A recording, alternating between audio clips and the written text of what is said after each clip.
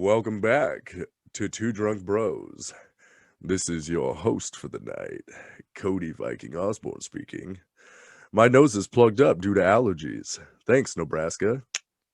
With me, as always, one of my best friends on the planet, Troy, the Ruthless Rutledge. Yeah, I'm not gonna lie. At the beginning of that intro, I thought I was listening to like 2 o'clock a.m. Time Warner Life Slow Jam collection on Of television. course. I loved it. They call me Wolfgang. Call now and you can get these classic slow jams. Yeah, well, the screams after your name were the children in your basement. I thought I soundproofed that shit. No. Okay, so on today's podcast, we are going to be talking about not Mortal Kombat. Even though in our last video we said we would, they moved the fucking release date for Mortal Kombat from this week to next week. So, boo. By the time this comes out, Mortal Kombat will have been released. But this week, we're going to talk about our favorite 70s and 80s horror films, which were, in my opinion, and probably Troy's, the best years for horror. Other than recently, I'd say. They've done really good in horror lately. Yeah, they brought some shit back. In 90s, in the 2000s, they really went fucking stagnant, and shit got really lame. But they relied too much on CGI. The 70s and 80s, I think, were the golden fucking years of horror, and that is where all of the icons that we love come from, at least.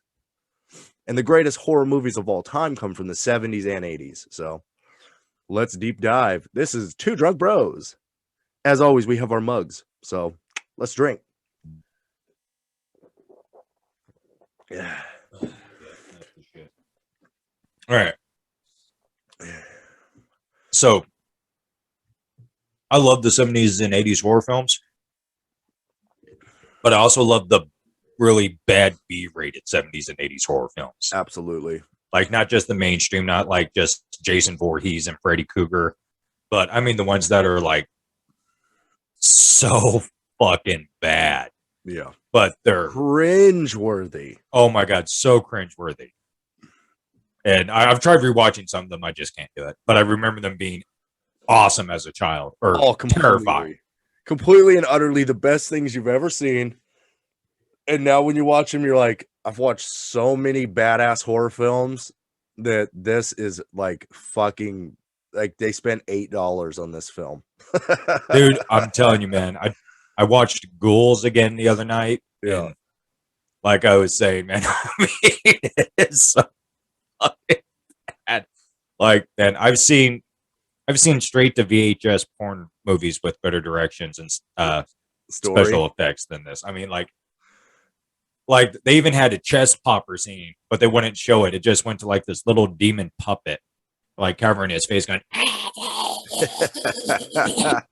Like, I watched 1989. I went with the year of my birthday because why not? A Bruce Campbell movie called Sundown, A Vampire in Retreat, and it had David.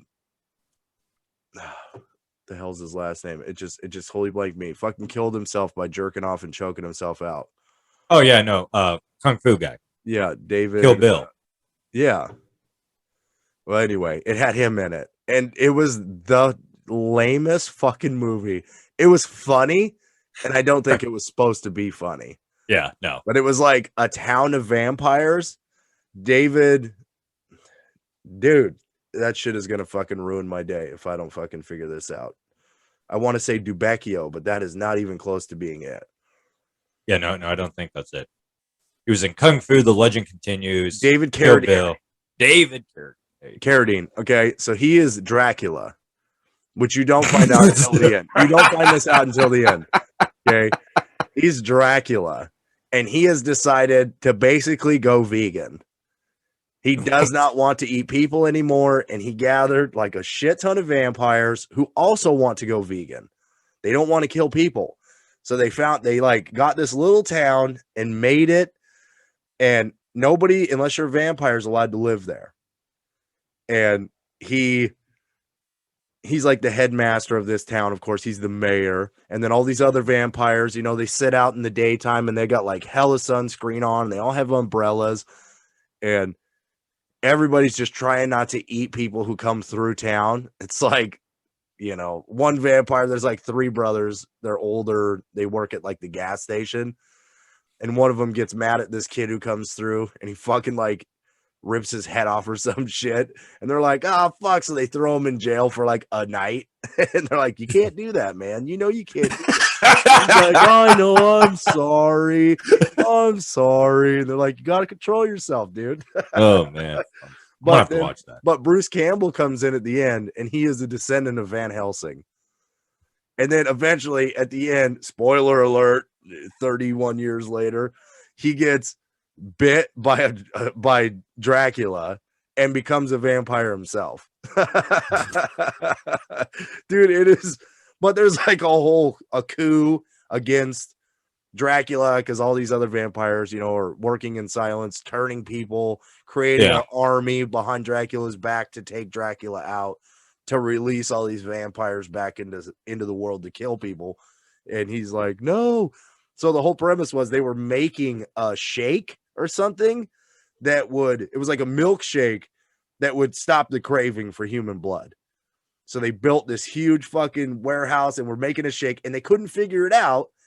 So one of the vampires, before he was a vampire, went to college with this guy and banged his girlfriend, or his wife, who his wife is now, banged her, but he knows that this dude is smarter than him.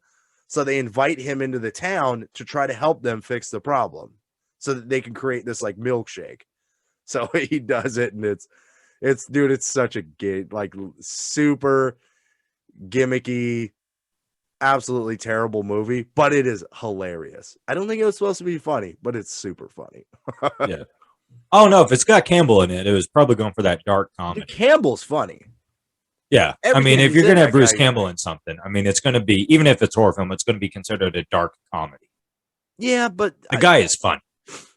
I think that was the whole pull of the Evil Dead series, is that it was like the first one they tried to be serious, but their comedy because Bruce Campbell, it's like natural for him, dude. Like no matter how hard he tries to be serious, his comedy comes out. I mean, I've never seen a movie where he was like dead serious on something, maybe other than like Fargo, where he played the president, but that's just because like he was in character of somebody else. If he's playing basically himself, the comedy's gonna flow, man. Dude, he's such a good actor. I love Bruce Campbell. He's not even a great actor. He's just good at what he does. His parts that they give him is like I love watching him. I love watching him. He's like one of my favorite actors of all time. Oh yeah. Like now I want to have a mojito. Me too. Just thinking about Bruce Campbell. God damn, I ain't got a mojito. I got a beer, so I'm just gonna drink a beer. Yeah, I'm gonna drink my beer. Maybe one of these days we'll have a National Bruce Campbell Day. Right. If we're lucky. It'll probably happen after he dies. They'll probably then recognize why would you him as a national treasure. Why even gotta talk about that? Dude, the guy's in his 60s, man. He's not getting younger. But he's still kicking ass. And he's taking names, dude. Exactly. All right, so get this. Since we're on the subject of Evil Dead, right? Which the first one came out in the like 81, Yeah, I think so. maybe. I know it was early 80s. 1981. We'll just say that. If I'm wrong, comment and tell me I'm wrong. But I'm just going to assume that that's when it came out. So, Wes Craven, who came out with Freddy Krueger, right? I think also they did okay. So in the Hills Have Eyes, the original in the 70s, yeah, Jaws was the biggest horror film of that time. This Jaws basically demolished every horror film in the 70s. So when The Hills Have Eyes came out, in the Hills Have Eyes movie, there's a scene where there's a Jaws poster ripped in half, which was like kind of like telling the audience like Jaws was just a movie. This shit is real. Like this, right. You know, like Jaws was scary, but it's just a movie. This is beyond anything that Jaws is doing. This is a new lane of terror. So in what was it? In the original Friday or Nightmare on Elm Street, they're watching Evil Dead on the TV. This is like Sam Raimi, the creator of Evil Dead, and Wes Craven had a beef going on back and forth. So in the original, they were watching Evil Dead to kind of diminish the reality of the Evil Dead. Like, yeah, this is just a movie. What's happening is real life. Like it like kind of jumps back. Like Evil Dead's just a movie in our reality. This is really happening. So then in Evil Dead 2, in the woodshed, they had a Freddy Krueger glove in their woodshed to diminish the Freddy Krueger franchise. That was just a movie. This is happening. Like they jumped back and forth, like throwing shots at each other. I just thought that was cool as fuck, dude. Dude, that's pretty fucking funny, actually. That's pretty cool, man. To know that Sam Raimi, who's like nobody at the time, right? And Wes Craven, who was also a nobody. I mean, basically, their first movies didn't do amazing. They weren't like critically acclaimed. They all got huge cult followings, but it's just funny that those guys were throwing chops at each other through their movies, just in little snippets. If you picked them up, they were there. If you didn't know, you didn't know. I just thought that's pretty freaking cool. Wes Craven is synonymous with horror now. Dude. Like if you think horror, you're gonna think of Wes Craven. 100%. Yeah, I mean, the guy was fucking phenomenal. That's like talking about, especially for us, because we grew up in the '90s, thinking about like horror literature. You think R.L. Stein, Goosebumps. Oh yeah, Goosebumps all day, every day, man. Yeah. So when you think of horror films, it's Wes Craven is a huge name. And his name just sounds like a horror guy. Wes Craven? Yeah. Wes Craven, yeah, it does. It sounds like, oh no, Wes Craven sounds like a straight to DVD horror film. It really does. Well, I mean, this time they feed for real. Craven. I mean, like, what the fuck? Well, Craven was also the name of the vampire in Underworld. Yeah. Who woke up the Elder in the first Underworld. Craven. Which I thought, dude, that's a badass name, man. I think Craven is a fucking very gothic name. I think that's a badass name. I would have named my son Craven. Yeah, but then he'd like spend the rest of his life working at Hot Topic. He would. And he'd be like, "What's up, dude? My name's Craven." Right. Got my faux hawk. Yeah. Did you mean Raven? Nah, man. Craven. If you want to have some literature about it, I wrote it myself. That's right. My parents watched a lot of The Crow when I was a kid, before I was born. So, dude, Crow was the shit. The Crow was the shit. The first Crow and the second Crow, amazing movies. Yeah. The third Crow, not so much. Can piss off. Not a good movie. Not a fan. I'm not a fan at all. The fact that they killed his fucking crow, man. Yeah, who does that? Because that like took place in like Mexico, I think, and they killed his fucking crow. It's like, no. It's like the guy was like a witch doctor. Like, no, you don't kill the crow. It's Crow. That's the whole movie. It's called Crow. What the fuck is wrong with you? Yeah, you don't kill Munin and Hungin. You kill Odin, not Munin and Hungin. Right? Although you had to kill the crow to kill the crow. So, kill two crows with one stone. You know what I'm saying? What's the title of the movie, asshole? You can't kill off the character. You think this is Donnie Darko? Yeah, dude. That Old Yeller? Yeah, it's just a fucked up premise. That's like going, "Hey, Jafar, you're okay. I'm going to kill Iago." You know what? Actually, I kind of get that one. That word was fucking annoying. Yeah, but I think he would have down. He was more evil than Jafar. Yeah, yeah.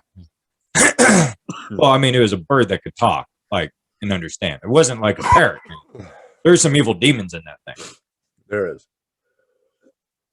Well, let me show you just how snake-like I can be. I'm just saying, Disney seems to kill off a lot of the heroes anyway. I mean, like Beauty and the Beast, they killed Gaston. That's true. He was just trying to fucking defeat a werewolf, dude. Right, yeah. That guy's a fucking beast. You talk to any place that's got any village, and they're like, "Oh, by the way, there's a castle with enchanted shit and a giant beast in it." Like, yeah. You don't want that shit roaming around. You don't know. Yeah, he could be snatching kids up in the middle of the night. Right? He's a fucking animal. He's eating things, and I guarantee you it ain't chicken. I didn't see any livestock on that property. Me neither. But there's a village close by. He's sending out that fork and that knife at night. He's like, "Go ram me up some kids." Yeah. He keeps Belle locked up because he's eating little children and shit. Like, oh, my wife went missing. Oh, the baker's wife went missing. Well, guess where she's at?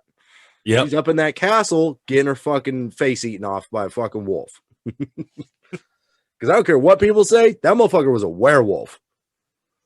He wasn't cursed. He was cursed. He got bit, man. He got bit by a fucking werewolf. That motherfucker was a werewolf. I don't know what the fuck everybody thinks he is. Oh, he's just a beast. Yeah, so are werewolves. I saw the Howling. He's a werewolf, man. I saw the fucking Howling. I saw exactly what he is. I saw Silver Bullet, dude. Oh, dude, love that movie. You know what they should have done that movie? They should have put a kid in a wheelchair in the town. As like a nod. You met your match now. Just put him on the bridge. Like make a little bridge that Belle walks across. You just see a kid with a fucking wheelchair. Shout out to Silver Bullet. That was Stephen King, wasn't it? Huh? Silver Bullet was a Stephen King film, wasn't it? Yeah. Yeah. I think Savage was the kid in it. Was it? Yeah, I'm almost positive, dude. That kid was. Oh no, man! It's been everything then. then. Silver Bullet. Well, he was back then. Yeah. Yeah, I'm pretty sure Silver Bullet was. What the hell is his first name? Corey Savage. Yeah. Yeah. Because that's the brother of.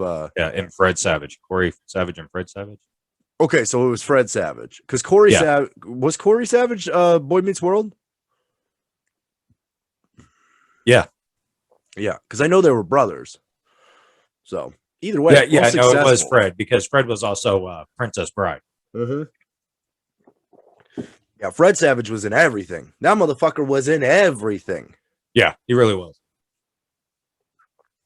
And his grandpa was Columbo. I mean, come on, dude.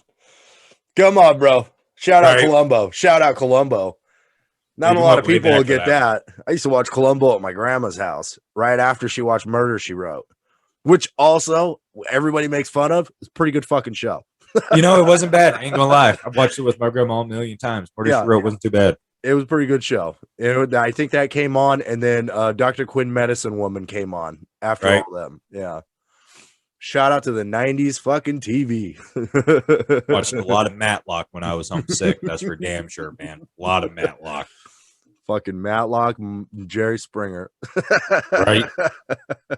Oh, the good old days. Yeah, and then they upgraded to Maury. That's right. You're not the father.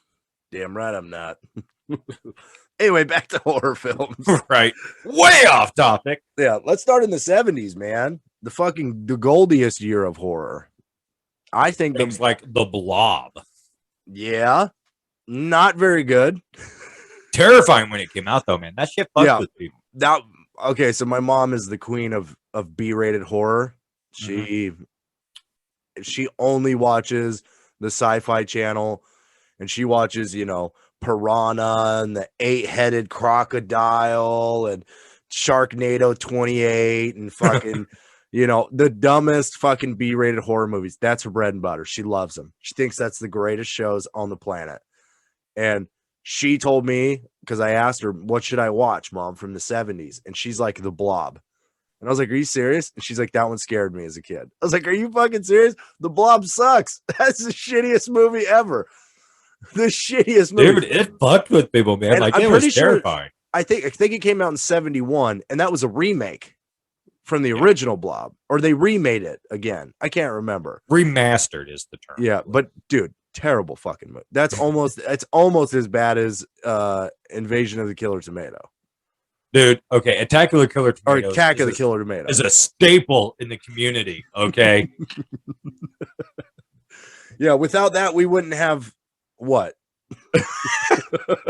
Oh, no, that movie about a tire that had telekinesis powers. I was on Netflix for like 10 years. Yeah, Kung Fu Hustle. Like, come on. Dude, Dumb Dog Kung Fu Hustle, man. That's my jams. That's the shit. That's my jams. You are the chosen one. And if we didn't have Attack of the Killer Tomatoes in the 70s, we never would have had Attack of the Killer Tomatoes cartoon in the early 90s. I never saw the cartoon. Dude, it was a good cartoon. Had a line of toys and everything. I can imagine it was just as good as the movie. If not better. Because they actually could make the tomatoes do shit. Yeah. Dude, Attack of the Killer Tomatoes movie was like just a large wire tomato that was covered in paper mache. Like you could see. And they rolled it. They Dude, rolled you into the could buildings. you could and then see there the was wires. wasn't there on that armies like the army attacking these tomatoes and Yeah. shit was blowing up everywhere. It was like a total war.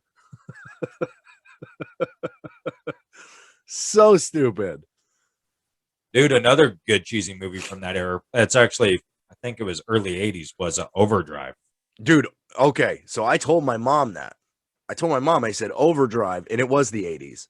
Yeah. Starring fucking Sheen. No, Estevez. Emilio Estevez. Emilio Estevez, dude. I told my mom, I said that was a fucking good horror movie from back in the day. And she told me that's not a horror movie. And I said, how the hell do you say that's not a horror movie? Everything comes to life and kills its owners. Right? That girl was hanging out the window. There's a scene where it shows a dead dog with a remote control car stuffed down its throat. Yeah, and that chick was leaning out the window with her fucking headphones on because her fucking Walkman came to life and murdered her. Yeah. That's scary shit. I used to use a Walkman. That could have been me. Holy shit, dude. That's all I could think of as a kid was like, dude, is my Walkman going to come alive and kill me?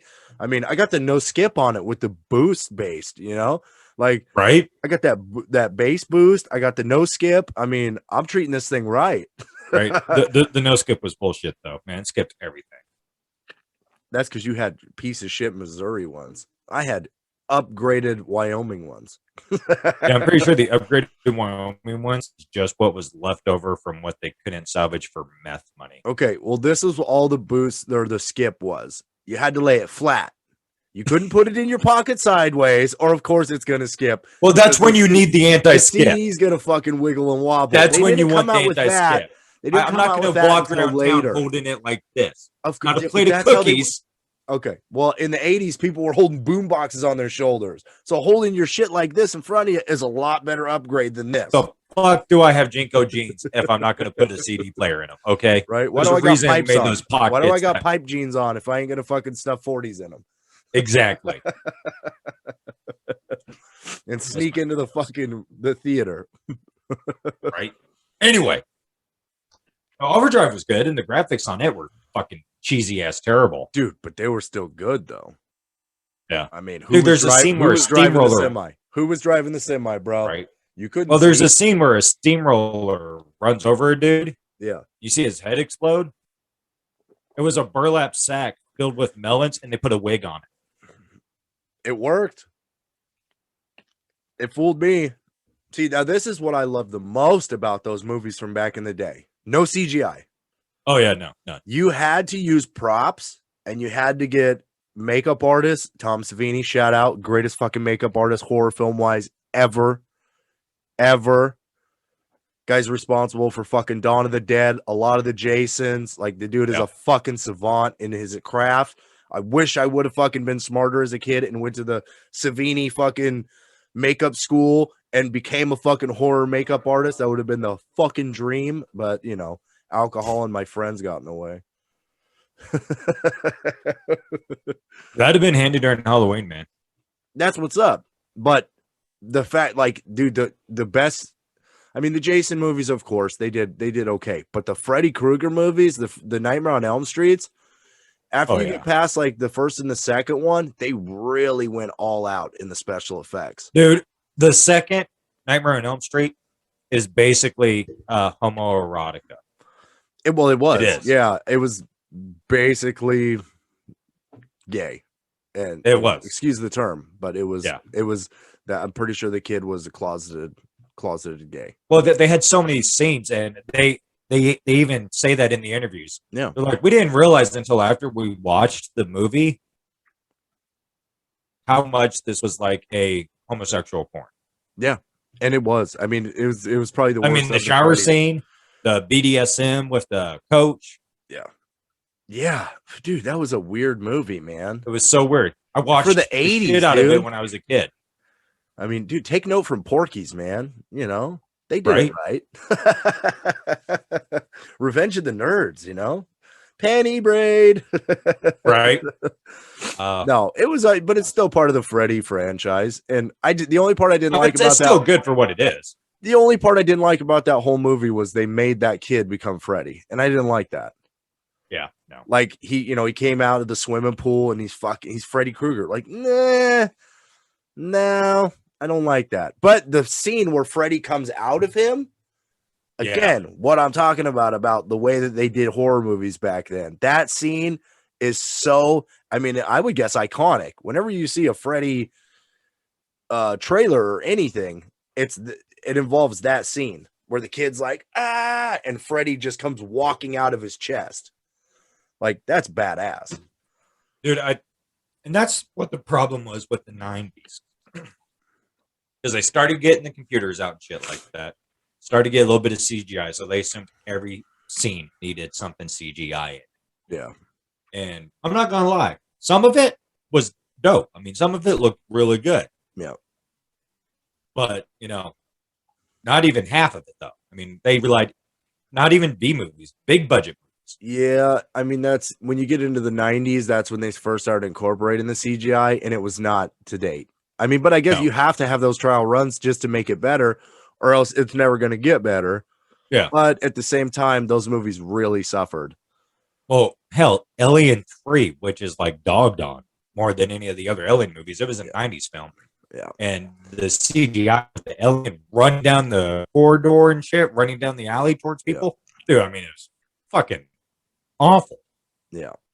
I mean, but you can't nail them all. You got to have trials and errors, and fucking you're going to make some shitty ones, but if the cult following is strong enough, they'll carry on. I mean, yeah. That's when they did that new Freddy Krueger. I never even watched it. The one without Robert Englund. I mean, a complete and utter catastrophe of a movie. I've never watched it, but I'm just going to assume that that's what it was because he looked like a pizza-faced burnt chimp. Yeah, no, it was terrible. And that was CGI. That's because they did it CGI. They didn't use the makeup. Plus, you just can't replace Robert Englund. Freddy Krueger is not Michael Myers. He's not Jason. You can't throw a new guy behind Freddy and go, oh, no, it's the same. No, it's not. Robert Englund is Freddy. Dude, I got one for you. Now, I know you're not a fan of the Halloween series, but Halloween H2O, which was a 90s film, maybe early 2000s. Now, don't get me wrong. I've seen all the Halloween movies. Yeah. Just not a fan of them. Well, Rob Zombie's Halloween movies were really good, though. Oh, yeah. Yeah, he put a whole new fucking spin on that shit, and I didn't mind the very first Halloween. The very first Halloween I thought was good for what it was, but then I thought they started getting just crazy with it. And I mean, even Halloween 3, the season of the witch, doesn't even have Michael Myers in it because they were trying to do a spin-off thing, and that was an ace. Yeah. It was fucking terrible. But no, Halloween H2O, the mask that he wears, that Mike Myers wears, well, they used a different mask than what was original, and it didn't test good, but they couldn't change it. So what they did was they CGI'd the old mask on. Oh no! And you can tell because everything is like so dark around him, except for his fucking face, which looks like a white nightlight in that scene. Oh my god! Because it glows. Jeez, that's so stupid. The only thing I don't like about Halloween is the fact that he's a human. He's like they portray him as like some unstoppable human. Like at least in Jason, Freddy, we'll even throw Pumpkinhead in there. These guys are unstoppable because they're supernatural beings. They're not human. They're fucking special. They're either brought back from the dead. They're fucking dream demons. I mean, these guys are not. They're not human. So of course, it's going to be hard to kill them.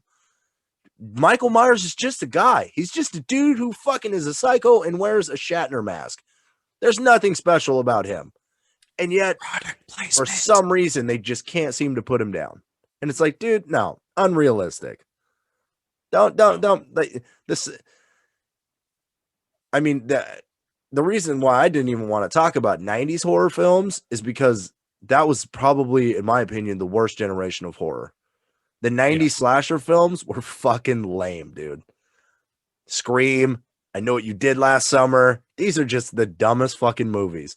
And the fact that Ghostface is considered a icon, he's always lumped in with these greats like Freddy, Jason, Chucky, Pumpkinhead. I mean, I'll even throw in fucking Jigsaw.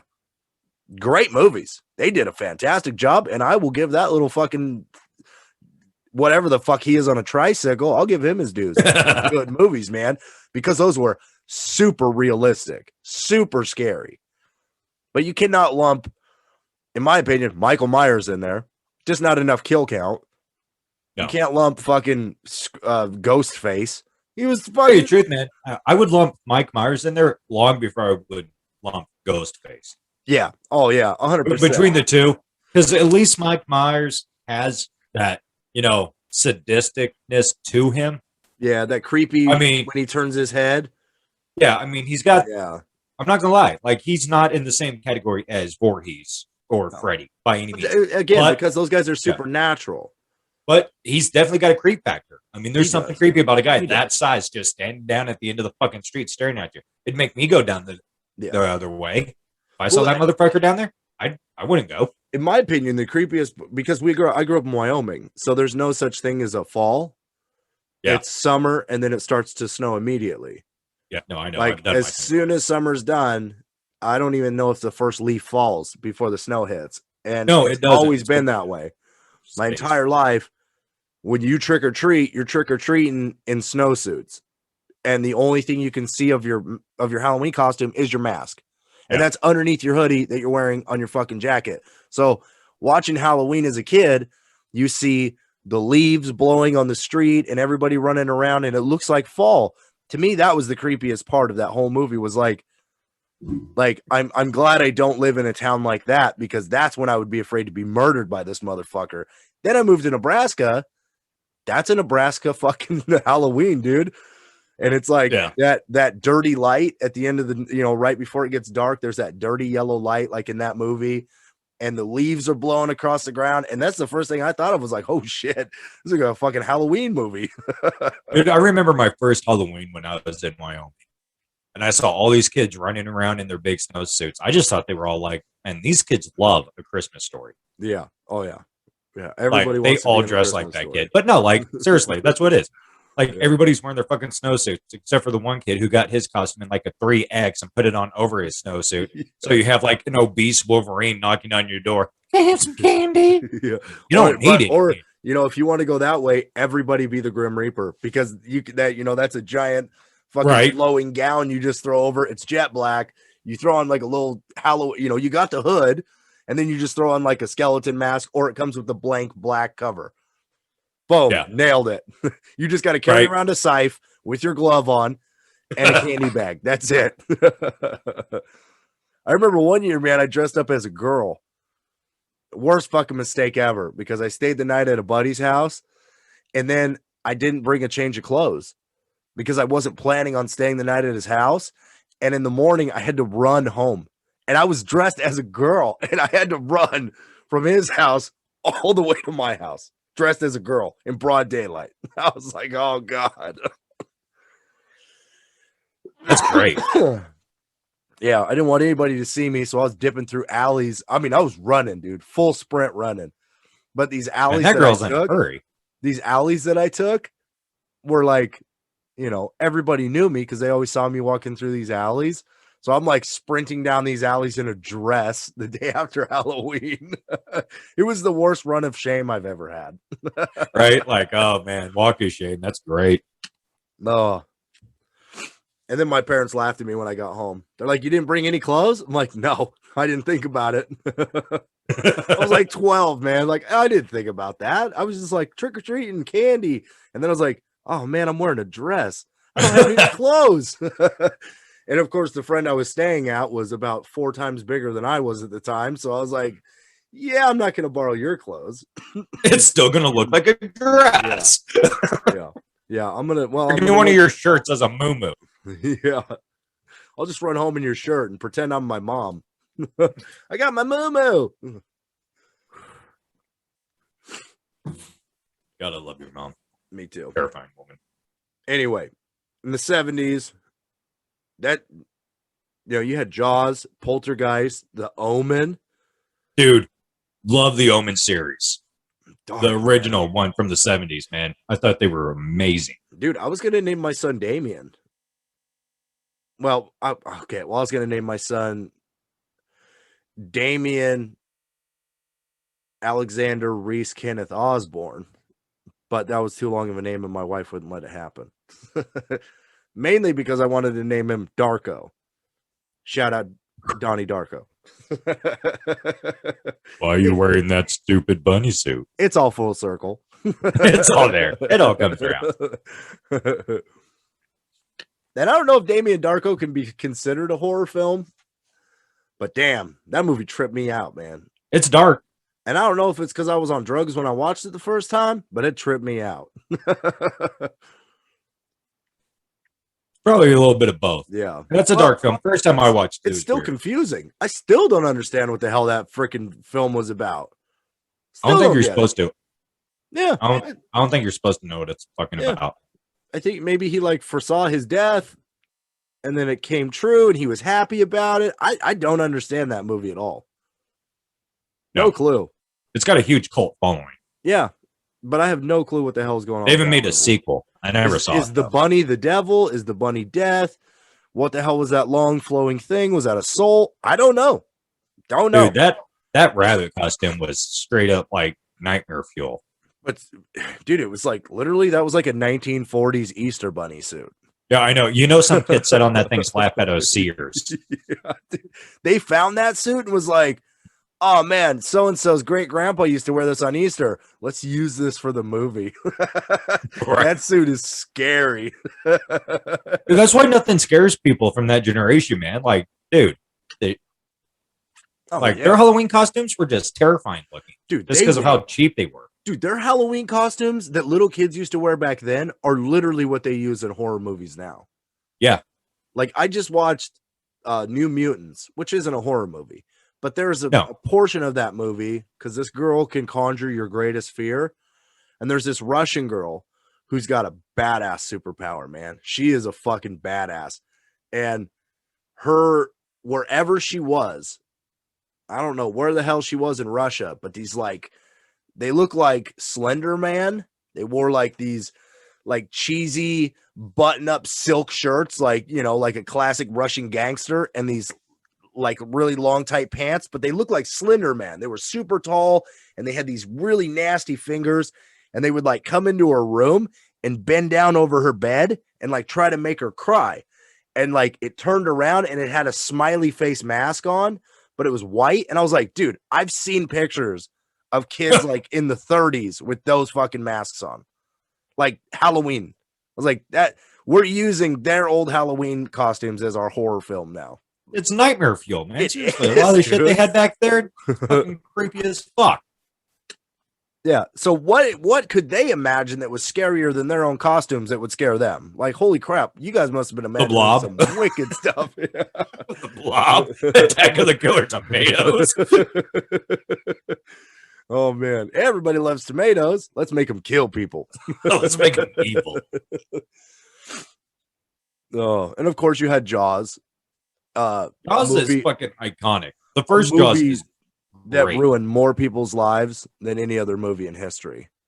Right. Like full on ruined people's lives. My mom, dude, for the longest time, I couldn't even go swimming in the lake. For the longest time, I couldn't. Yeah. My mom can't, dude. If she can't see the bottom, she gets so freaked out. She has a panic attack. Like that movie scared people so badly. And even me, I watched Jaws at a young age, and that makes you fear water. You cannot feel the bottom or see the bottom. No, they used to have this water park around here that had one of those artificial wave pools. Yeah. Oh, we have one of those the waves. It's awesome. And they would show Jaws, the first Jaws, on the wall, like drive-in style. You could watch it while in there. Creepiest fucking thing. You just be in there waving, watching this. All of a sudden, somebody else would bump you. Man, I walk on water. Out of that fucking ball. I'm like, yeah, this is cool. Don't touch me! Don't touch me! Oh God! Have somebody come up. Have somebody come up underneath your tube and grab you and pull you through. Oh, right at the part where that girl gets eaten. That would be bad. That gives me an idea. Jaws was scary, but I think after Jaws, like nothing else could really touch it because Jaws 2 wasn't that scary. No, Jaws. Oh, in Jaws: The Revenge, where it was like a mama shark and shit like that. Oh Basically what Megalodon did. It was like a ripoff. Dude, and Jaws was like iconic. That music, everybody knows that fucking music. Yeah. Dude, even little kids know that music. Yeah. Like that music, Dude. for some, I think it's like genetic memory. Because it is. My kids know that music, never seen the movie. I'm like, how do you know I still use that music. Like when I'm in a parking lot and people are going too slow in front of me walking, I'll roll down my window and go dun dun dun dun dun dun dun dun dun dun, and they naturally start going faster. That shit naturally makes people move quicker. Yeah, it triggers something in your brain. You're like, danger, danger, danger, danger. It's danger. Dude, and like classic lines too, like you're gonna need a bigger boat. Yeah, everybody knows that shit. Yeah, we're gonna need a bigger boat. Well, then you had other movies that were fucking some of the most iconic horror movies. The Exorcist. Oh, dude, that's a 70s all film. about it, dude. Probably one of the most iconic horror movies of all time. Like Jaws was horror, but it was more like realistic horror. Yeah. The Exorcist, some would argue, realistic horror, but also, you know, super scary though. I mean, everything they portray. Dude, that supernatural stuff, that's the shit that fucks with me. Me too. Hey, I know the Power Rangers need you right now, but they I need you to stay here. Me. Yes, Zordon? No, I'm busy. Yeah. Red Ranger can't come out to play today.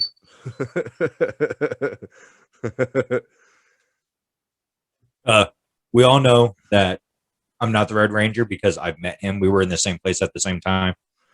I don't know, dude. Maybe he's just covering. I'm definitely the White Ranger because I'm all about that Tiger Zord. Let me ask you this: why were you and the Red Ranger in the same place at the same time? Publicity stunt. Because you were getting your alibi straight. That's what it was. Listen, man, I'm gonna go. You stay here in front. We can't let people know who it really is, dude. Seriously, 34-year-old man still meeting Jason Scott, man.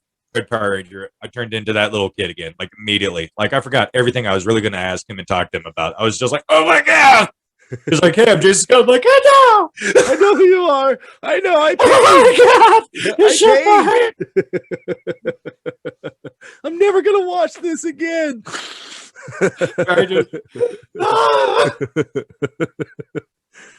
As your hand's turning brown, you're like, I haven't watched it since. Right. I'm gonna have to find him. I've washed my hands since then. Unfortunately, I need to see when he's going to be at another Comic Con so I can re-up. Hopefully, another Comic Con will open it someday soon. Oh my god! As soon as this coronavirus is over, we'll go to. I love the con. I love the con too. Jingle, jingle, jingle, jingle. Right. No flashing heat. You flashing heat? What? Oh, fast pass. Oh, I'm Troy. Fast pass. That's right, man. I don't stand in line with the peasants, man. Yeah. Fuck you, Cody. Good luck standing in line. I'll see you inside in an hour. Right. As I'm taking the escalator up and I see you and everybody else just down there beneath me, like yeah. As the fucking guard dog attacks me when I walk through the door because I got joints in my backpack. What the fuck is wrong with you, man? I know. You were right behind me. I was like, did that dog just attack me? You're like, yeah. Yeah, he did. Yeah, that dog hit on you. Dude, seriously, man, the cop turned around and I had to play dumb. Like, he was like, don't touch my dog. I was like, oh, I'm sorry. I was trying to pet it. I'm thinking to myself, you son of a bitch. Oh, man. That was the scariest moment I've ever had at con, dude. They don't usually have a guard dogs there. No. You're lucky he was checking out all the cosplay chicks. Yeah, well, he was checking out my backpack, too. Yeah, that dog was. He jumped on my backpack. Yeah, I noticed that cop had his head turned right when his dog jumped on me. I was like, oh, shit. Sir, don't touch the dog. Oh, I'm sorry. Like, he got excited. Right? I like dogs. My bad, man. Oh, man. I just That's a bro. That is a bro. You covered me. Wingman for life. Right? People don't know this, but this is filmed at separate times. We're actually drinking out of the same mug. We overnight it with FedEx. So please, if you could subscribe so we can start getting sponsors. FedEx is killing us. Yeah, Troy just talks and then I respond and he pauses for brief moments to give me time to respond on my side the next day. So this is all previously recorded. I'm just Right. responding to his previously recording. So yeah, we're drinking out of the same mug. We only have enough money for one. So yeah, hook us up, sponsors. You know, Sam Adams, Jameson, Right. Like pretty any much Viking thing. Hook us up with some Viking mugs. You know what? Hey, Natty Light, holler at me. You know, I'll drink your crap. Yeah, whatever. Yeah, any beer. Yeah, I don't you give know, a shit. I'll drink it all. it's If like it's beer pong free, beer, it's for me. You know what I'm saying? right? Amen to that. Ugh. Well, Beer. you know, the 70s had a lot of fucking iconic movies. I mean, I can't even say. Maybe it was in the 60s. One of my favorite horror movies of all time, and everybody knows this. All my friends, at least, not everybody, is Pumpkinhead. Yeah. Because this was an 80s movie. This came out in 88. It's one of my favorite movies of all time. Stars Lance Henriksen, who is also in Aliens. He was He was the dad. the cyborg or whatever. Yeah, the android. He was the dad in Pumpkinhead. Mm-hmm. Plays a character named Ed Hardy. In Pumpkinhead, his son gets run over and killed. And he's pretty poor, but he goes to a witch doctor in the woods and wants revenge for his son's death. The witch doctor. I was in love with you. Boom, boom, boom. Yep. And he wants revenge for his son's death. And the witch doctor was like, you sure you want to fucking do that? Because this is a big contract. And if I release this thing, you know, there's no turning back. And he signs the contract without knowing the results. So he signs the contract. Fucking Pumpkinhead comes. He's basically an unstoppable demon from hell who kills the people responsible for the person's revenge. Basically, like he wants revenge on the people who harmed him. So Pumpkinhead, unstoppable. You cannot kill him until he's done with his mission. And then he sinks back into the ground. But the catch-22 is, which he didn't know, is once you have resurrected Pumpkinhead, you become Pumpkinhead. Now it's your curse. So you get sucked into hell. You become the next Pumpkinhead. Amazing fucking movie, dude. One of the scariest movies I can remember watching when I was a kid for one scene and one scene only. Again, for some reason, the fall really creeped me out. And maybe it's because I never got to witness a real fall. Leaves falling, that dirty light. Hold on. Whew. My allergies are kicking my ass, bro. That sneeze almost came. It's coming. Old. It's a tickle in the nostril. You need to do some cocaine. Anyway, there is a scene where these guys are hiding in a cabin in the woods, and it's like dirty dusk. It's real yellow out. There's fucking leaves all over the place. The wind's blowing, and all you see is Pumpkinhead crawling. I mean, but the thing about Pumpkinhead was so great is that this motherfucker attacked in broad daylight. He don't wait till night to kill you. He attacked you in broad daylight. What does he have to fear? He can't be killed. So he's crawling down this fucking on top of this roof in the fall. And man, that image stuck with me hard when I was a kid. I was just like, oh my God, thank God I don't experience fall here.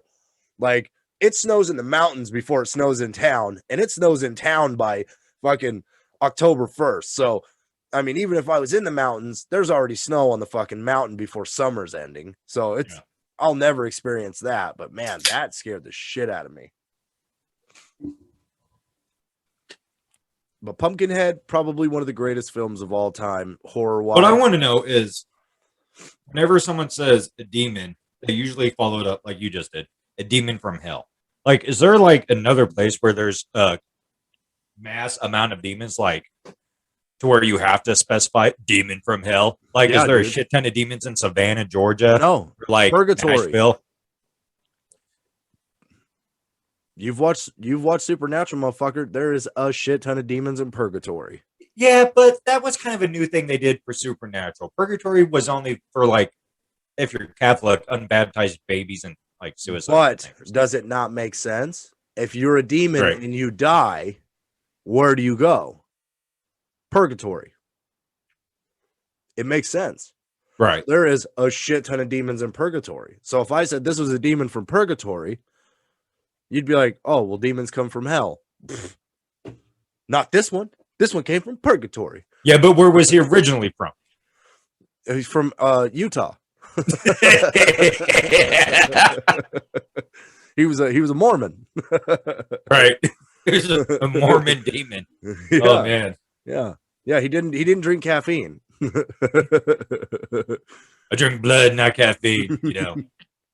Gotta stick to my roots. I still wear my special underwear. Right? Oh yeah. Me and that demon chick soaked last night. It was amazing. And then Pumpkinhead 2, which came out, had Kane Hodder in it. Shout out. Now he was only a side guy. He was like he was one of the bad guys who Pumpkinhead was gonna kill. But Kane Hodder has played this motherfucker, Jason Voorhees, more than any other actor. And Kane Hodder's one of my fucking favorite horror film guys. Even though he's like one of the faceless, you don't ever get to see him. Yeah. He's never, unless you know who he is, you'll never know who he is. But he's been in a billion fucking, B-rated, A-rated horror movies. He's usually always the big bulky guy who's trying to kill people, but he's a fucking amazing actor. And I just thought it was super awesome that before he was super big as Jason, he was being murdered by Pumpkinhead. That's dope as shit. And I'm pretty sure it was like at a fucking state fair. Pumpkinhead just showed up in the middle of the day and just started murking motherfuckers. I was like, yeah, that's how you do that. You don't wait around. Well, you expect it at night. Like, even when you're watching a horror film and it's showing them around the day, you're like, oh man, when it gets dark, they're fucked. But that was a good thing about Pumpkinhead. It kind of shot that scenario out of the water. Yeah. Yeah. It was like, no, this can happen anytime. Anytime. And I think in Pumpkinhead 2, it was like a crippled boy they threw in a well. Or like he wasn't crippled. He was like deformed and lived in the woods. He was like kind of like Wolf Boy, like raised by wolves. Yeah. A feral child. He had lived in the woods. And then these local boys didn't like him. So they fucking like stabbed him or something and threw him into a well. And then his mom or something resurrected Pumpkinhead or some, I can't remember, but it was it's been a while since I watched number 2, but still fucking classic movie, dude. Classic as shit. Super good. That came out in 1994. So that's a huge gap, dude. Yeah, it is. Well, like you were saying, like going back to the 70s and stuff, like the Omens. The first 2 Omens were in the 70s and the third one was in the early 80s. But dude, those were suspenseful. I mean, like you never saw a lot of like straight up murking, you know? Dude, I'm sure as a parent, any parent of that generation who had a kid who had anger issues or was just like I'm sure that every parent who watched that movie double looked at their kid like, oh yeah, whoa. Dude, one of my favorite scenes is where the nanny hangs herself in the beginning. You know, like right at his birthday party, like, Damien, it's all for you. And then jumps to her death and just like hangs herself in front of everybody at the party. Every parent in the movie theater is like, oh shit. We should have named our kid Damien.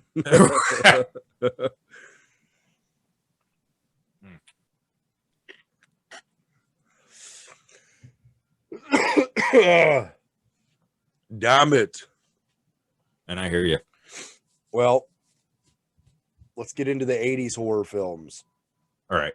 The best generation for horror films that still exist. Yeah. You got your Jasons, your Freddys. I think Halloween came out in the 70s. But still, bulk of them came out in the 80s. Chucky. Freddy killed Johnny Depp, so. Was Chucky in the 80s? Chucky was in the 80s. I'm pretty sure Chucky was in the 80s. Child's Play was in the 80s. Yeah. Dude, the serial killer had a ponytail. In what? In Child's Play, the original, the serial killer Oh, yeah. puts himself Yeah. into the when he dies, and he uses that voodoo to put himself into the doll. Straight 80s style. I mean, he looked like a skinnier Steven Seagal. Which that actor's fucking awesome. Who, Steven Ugh. Seagal? No, the actor who played Chucky. Oh, yeah. He always plays like a dingy, cringy looking guy. He was in Lord of the Rings. He was like the king's like guy, and he was super dingy. Yeah, Child's Play came out in 88. Child's Play 2 came out in 1990. Dude, they were banging those out, bro. 88, 1990, 1991. Yeah, they were just dishing them out. Of course, I was way too young to fucking know, but those must have been super successful. Yeah, no, I remember watching Child's Play when it came out. I was like 4 years old. Yeah. It fucked me up. Child's Play 1, not scary to me. Yeah. Yeah. Like when did you watch it? Were you 4? Were you 4? Because a toy coming to life and killing you was fucking terrifying. I had a whole room of suspects. I don't think I watched Child's Play until I was older. So I'd already seen like Indian in the Cupboard, like a bunch of movies that toys come to life. Yeah. That wouldn't kill you. So, but in my mind as a kid, I always tried to, because, you know, I had 2 older brothers. So I never wanted to be scared of things like that because they weren't scared of things like that. So in my mind, every time I watched a horror movie, I always thought what I would do to those guys because I could, you know, I was invincible. You know, they couldn't touch me. If I was fighting Freddy Krueger, it's my dream. You know, after I watched Dream Warriors. Warriors. Yeah, I was like, I would create like undefeatable armor and you know, like I just built off that shit in my head. Jason was really nothing for me because I was like, you can't kill the guy. Basically, it's just an honor to be killed by him. Honestly, I would prefer to get killed by Jason than Freddy because Jason, odds are it's going to be quick. Very quick. Yeah, you're only going to see him for a split second before he skewers you. Yeah. Or he bends you in half in a bed. Yeah, Freddy played with his food. Jason just straight up burped your ass. Yeah, but the best part about Freddy is you might get a laugh before you die. Right? It's prime time, bitch. He always had the best lines, man. That's what made Freddy so good. Even though he was like a child fucking murderer, which immediately throws you off, it was his lines and his charisma that was just like, this guy, he's a fucking, this guy's classic. Yeah, he had the best zingers. Mm-hmm. I mean, even when he fought Jason, you know, he was just, dude, that whole fucking Freddy versus Jason, to me, that came out when I was in 9th grade. And that was the most anticipated movie I'd ever waited for at that time. Really? Because that was when the internet was literally, I mean, YouTube didn't exist yet. Nothing really existed. I mean, internet, like you could go to like E-Bombs World, stuff like that, shit that you knew about. Yeah. But somebody had made a Jason vs. Freddy website and it had their kill counts on it and, you know, bets on who was going to win in the movie. Dude, I was so addicted to that website. Just, I mean, for months, I would go on that website every day in school and look at it, you know, try to memorize their kill count. Of course, Jason has more kill counts than Freddy. Yeah. And I'm always a Jason guy. So I was like, Jason's going to win it. Jason's going to fucking win it because, you know, if he pulls Freddy out of the dream realm, it's over. That's all it is. I mean, it's been proven on the Nightmare on Elm Street movies. All you got to do is pull Freddy out. Pull him out of the dream realm, and it's all good, baby. You can kill him. He's just a regular fucking burnt crispy dude. He's a, you know, he ain't nothing special. He's just got claws on his fingers. So I knew Jason was going to get him, but that movie, I thought that movie was fucking amazing. I loved their fight scene at the end. Oh shit, son. Oh shit, son. It's classic. I like it. They got Robert Englund, and that's all you can ask for. Exactly. You can't do Freddy without him. Nope. And I think they should absolutely stop making Freddy Krueger movies. I'm good with what they got. Just stop making them. If you ain't going to use Robert Englund, I don't know if he wants to be in them anymore. I don't know. I've never watched any interviews with him about it. But if he doesn't want to be in them anymore, hang the hat up. Hang the glove up. It's over. No, Yeah, you can't. You can't I'm sorry, remake but Freddy. he is. It's not like Jason. You can have a big guy play Jason. Anybody. The same guy I think played Michael Myers that played Jason because they're both really big dudes, or the guy is really big, and you need those kind of built characters to play those characters. But with Robert England's small. He's skinny. But the fact is that Freddy's face is Robert England's face. Freddy's voice, the shit he says, is Robert England. Like you can't replace that. You just can't do it. Chucky, you cannot replace Chucky's voice. Chucky's a doll, yes, but the voice, the guy who plays his voice, you can't replace it. You didn't like Mark Hamill doing his voice? I never heard it. Yeah, because Mark Hamill played his voice in the new one. Oh, the Chucky TV show or whatever the hell came out? No, it was a movie. That a Chucky movie come out like just a couple years ago. Brad Dourif is the guy's name. Oh, wait, let me see. Who the fuck is Brad Dourif? Who is this guy? I don't fucking know. I have to look up voice of Chucky. You weren't because the guy who played Chucky's voice originally, to me, with that iconic laugh. Yeah. Let me see. Brad Dourif, yeah. But it looks like Brad Dourif is actually playing his voice in the new TV series. So he's still on it. Yeah, but the new movie, they said they were going to have Mark Hamill do his voice. Is it like Cult of Chucky? No, like it was a new Child's Play movie that came out just a couple years ago where they made him look all. Yeah, super stupid. Yeah. Yeah, the Cult of Chucky was the last one that came out. And I absolutely hated that movie. I thought it was trash. You got the Curse of Chucky and the Cult of Chucky. That's where Chucky puts his spirit into like multiple Chucky dolls. Yeah. Completely ruined the franchise to me. The Curse of Chucky, I thought I was going to hate. When I started watching it, I was like, this is trash. Came out in 2013. I know we said we were going to talk about 80s and 70s, but it's Chucky. You just kind of got a devil. But when I started watching The Curse of Chucky, I was like, this is fucking shit. I don't like it. Because they like made him regular again. Yeah. You can't go from, Bride of Chucky, Seed of Chucky, where he's all stitched up, to the Cult or to the Curse of Chucky, and he's normal. Personally, I think they went downhill after Bride of Chucky. But this is where they saved it. Because at the end of Curse of Chucky, the chick who's in a wheelchair who gets Chucky notices something on his face. And she's like, what the hell is that? And she peels it off and it reveals his stitches. So he had Tilly fucking like chalk up his face, or whoever the hell did it, like fix his face so he looked normal, but she peeled it off and it revealed all of his stitches again. And I was like, yes, you kept it. You kept it in the fucking line of films. That's awesome. Because I never wanted a remake. And then in the Cult of Chucky, it just went completely off the rails. Completely garbage. And I actually think Child's Play 1, 2, and 3, scary. Pretty fucking scary movies. Fuck yeah, they are. Bride of Chucky, Seed of Chucky, Curse of Chucky. Total comedies, dude. Total comedies. Yeah. But that's when, to me, that's when Chucky comes into himself. In the Seed of Chucky, when Tilly's trying to get him to fucking possess the body of that dude, and he's like, no, I don't want to be a fucking human. I'm a killer doll. I can't be killed.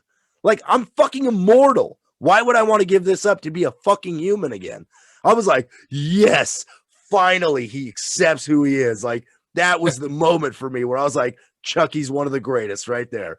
Like, because the whole premise of like the first 3 was him trying to get his spirit in that boy. Yeah, so that he can become a serial killer again. But then by Seed of Chucky, he realizes, like, why do I need to be human? That's dumb. I can't be killed. Literally, I've been killed 4 times, and I'm not dead. Like, I keep coming back. I'm unkillable. My spirit is in this doll. You can't kill it. It's there. And the fact that he, like, vocalized that he's like, fuck that. I don't want to be a fucking human. I'm a fucking killer doll. I can't be killed. Like, fuck being a human. I'm good with who I am. I was like, oh, yeah, this is the shit, dude. And then you really see his sadisticness, when Shithead, his son, starts cutting him up with the axe and he's laughing and he's like, "That's my boy. That's my boy." He's a late bloomer. I thought that movie was so good. Whoever made that was just like, let's just go fucking completely off this shit. Let's make a comedy. That's what it is. Yeah. Like the kid fucking thinks he's from China because he's got made in China on the bottom of his foot. His name's Shithead. He speaks Japanese or Chinese. They're like, "What the fuck are you saying?" And he's like, "Oh, konnichiwa." And they're like, "What?" And he's like, oh, I thought I was from China. They're like, "Nah, kid, you were made in China." Oh, it's so good. Oh, it's so bad. But it's that good bad, because it was supposed to be a horror film, but it's more funny than anything. But the killings in it were fucking great. Oh, and I liked Tilly's character. She was trying to not kill, and then she murdered some people, and she's like, "It's just a little slip. It's just a little slip. Rome wasn't built in a day." Baby steps. Yeah, baby steps. Rome wasn't built in a day. Glenda. That was their kid's name. His name's Glenn. His name's Glenda. It's a girl. He doesn't have any private parts. He's a late bloomer. That whole movie was classic, dude. Oh my God. No, but seriously, the 80s Friday the 13th movies were fucking my favorites. So good, dude. I've watched every Friday the 13th movie 100 times over. Yes. Dude, to me, that was my bread and butter, dude. And my dad used to make fun of me so much for watching that shit, but I was like, dude, like, it's cheesy, of course. Yeah. But it's so good. Like, it's so good cheesy. Because he's so big and he's like the fucking Hulk. He doesn't say anything. And I think because it's in the woods, basically he only gets to kill like once a year. Like, what the fuck is he doing the rest of the year? I never quite understood that. But then that movie came out that had Sam Winchester. Yep. And that from Supernatural. That Friday the 13th explained what he does. He's living. Yeah, it answered a lot of questions. He's got underground tunnels. That's how he gets in front of you and behind you everywhere you go. Like, you can't run from him because those are his woods. He knows them back and front and back. Yeah. And he's created tunnels. Like, that movie, to me, although a lot of people disliked it, I thought that was great. It actually showed you what he's doing while they're fucking running and hiding. It shows him going through his tunnels. Like, I know where they're going. They're going that direction, which means I'm going to pop out of this fucking hole right here and kill him. Like, I was like, this is awesome. This is so cool. Yeah, in the same year that came out, that had the guy, Sam from Supernatural, the remake of Jensen Ackles. No, Jared Padalecki. Jared Padalecki was Sam, yeah. That same year, the remake of My Bloody Valentine came out, which was another horror movie from the late 70s, which starred Jensen Ackles, who played his brother in Supernatural. Oh, so they both had a horror film come out that year. I didn't know he was in that. Yeah, dude, he's the killer. Oh. Spoiler alert. I don't think I ever watched it. It wasn't bad. Like, I watched it because I saw the old My Bloody Valentine. Holy shit, dude. Yeah. He kills a midget with a pickaxe. Get this, dude. What? You had 8 Friday the 13th movies in 10 years. Dude. They started in 1980, 81, 82, 84, 85, 86, and 88, and 89. And then Jason Goes to Hell, which opened the door for Jason vs. Freddy, came out in 1993. And then they fucking went from 1993 all the way to 2001 with Jason X. So there was a huge gap. But man, talk about a fucking run. That is Dude. I had no idea all of them came out in the 80s. I love Jason X just because of how too. campy it is. Oh, dude, the camping scene in it where he beats Dude. that girl with Oh that my other God, yes. girl in the sleeping Let's bag. do drug use and premarital sex. Oh my Yay, God. premarital sex. He like And stuffs her in the sleeping bag and beats the sleeping bag against the tree with her. Oh, dude, he grabs the girl in the sleeping bag and then beats the other girl in the sleeping bag to death with her and then slams her against the tree. Like, holy shit. That's awesome. I like the fucking when he freezes that chick's face and then it smashes slams it. it against the counter and it explodes. I was like, holy shit. That is awesome. That is like one of the kills that goes up in my legendary kill book. That's badass. One of Jason's kills that I thought was like, oh, fuck, was when he cooked that dude in a sleeping bag. Had the sleeping bag over the fire. What movie was that? I think that was the newer one with Jared in. Yeah. But like you can see this.